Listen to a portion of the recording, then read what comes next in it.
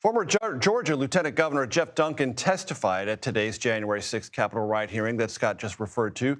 Republican, now he's turned to a Democrat, is running to be the state's next governor. He spoke to me earlier today. Let's watch. Today feels like a partisan exercise. The Democrats want to remember 5 years ago today, the Capitol riot. Republicans don't.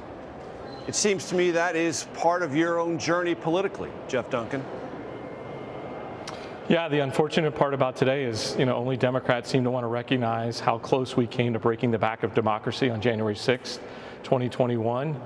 The pressure campaign put on by Donald Trump and those around him certainly was unbelievable, and it really pushed us to the edge. But thank goodness enough people and enough safeguards were in place to allow us to continue to move forward as a country.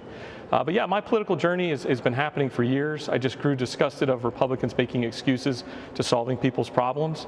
And I wake up as a proud Democrat each and every day now with this improved toolkit that's able to serve the needs of not only Georgians that are voters, but Georgians that need help, that need somebody to meet them in that emergency room when they don't have health insurance, or meet them in that grocery checkout line when they don't have the money or can't afford child care. As a Democrat, I can answer those questions for them much easier than as a Republican. Geoff, I'll get into that race and your bid for the Democratic nomination for governor in a second, but how do you personally and how do you politically assess the verdict of history? Because you have the law and the facts about what happened on January 6th.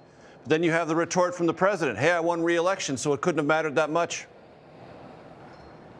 Yeah, I think you just got to play the long game with history. And the long game is just continuing to tell the truth. That's why I'm here today in the U.S. Capitol. I'm telling the truth in front of the January 6th committee, answering their questions and making sure that the annals of history recognize what really happened. And that was not an attempt to validate an election by Donald Trump in 2020. It was an all-out conspiracy, or a conspired attempt to overthrow democracy. It was organized, and it was intentional. And the lies and the conspiracy theories almost flipped the tables. So how do you assess your run for the Democratic nomination for governor? I know there's not a lot of polling. You're just recently in the race, comparatively. But you're up against former mayor of Atlanta, Keisha Lance Bottoms. How do you persuade legitimately skeptical Georgians that as a lifelong Republican, you are a reliable new Democrat?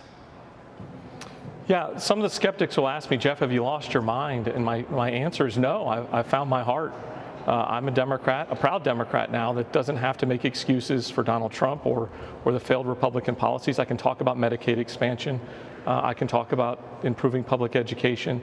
I can do the things that Georgians want us to do. And here's the sense I get from Democrats all across the state.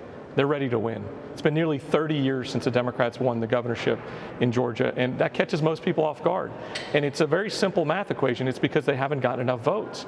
I'm the only person in this race that can get Democrats, independents, and this batch of growing, disgusted Republicans to show up and vote for us in November of 26 and not let Donald Trump be the de facto governor, because that's what will happen. If a Republican becomes governor, and most likely that's going to be Burt Jones as the nominee, then Donald Trump becomes the governor. And we know what that looks like. We know that Linda McMahon comes in and runs our public schools. Our budget turns into Project 2025. National Guard troops are on the streets of Atlanta. That's how stark the difference is between me and the Republicans.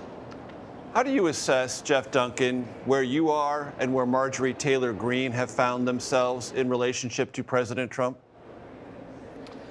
Well, certainly, Marjorie Taylor Greene has drank more MAGA juice than probably anybody in the state of Georgia, and to see her complete turnaround is something, inspiring, jaw-dropping, you name it. There's not a big enough adjective for it. But, I think we're all on our journeys. I think Marjorie Taylor Greene's situation speaks to the crisis that's inside the Republican Party right now all around the country.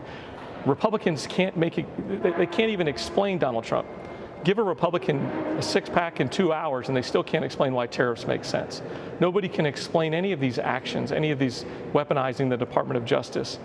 It just doesn't make sense, and that's the crisis inside the Republican Party. And that's the opportunity for Democrats right now all over the country, especially in Georgia. If we can wake up to this opportunity to open the tent and let more folks in that are moderate Republicans, independents, give them a place to call home, we'll not only win elections for a cycle, we'll win elections for a generation. What did Democrats get wrong in Georgia? What have they gotten wrong? And what would you teach them to get right if you become successful?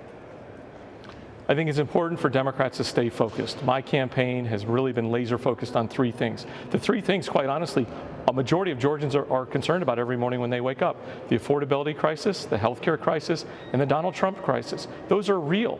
As I mentioned a minute ago, even Republicans can't explain Donald Trump.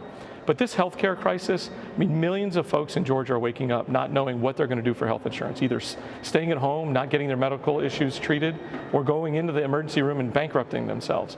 And the affordability crisis, I mean, housing, childcare, groceries, you name it, it's a crisis. And meanwhile, Donald Trump is paying attention to everybody in the world but his own citizens.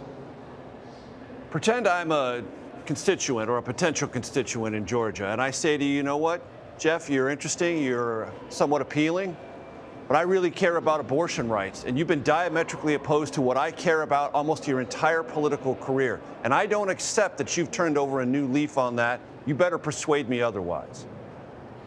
Well, I appreciate the perspective, and I certainly have to share my heart. And this has been a journey for me, one that Kamala Harris actually helped me be on. She explained that it wasn't just because somebody has a personal belief doesn't give us the inherent right to push that on other people.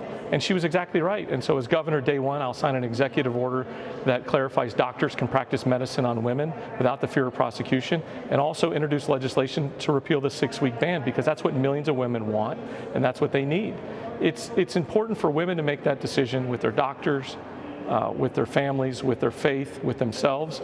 And for me, I've taken the time to listen to these horrific stories, these difficult medical situations, these difficult personal scenarios that play out, and I know that women absolutely do deserve the right to choose.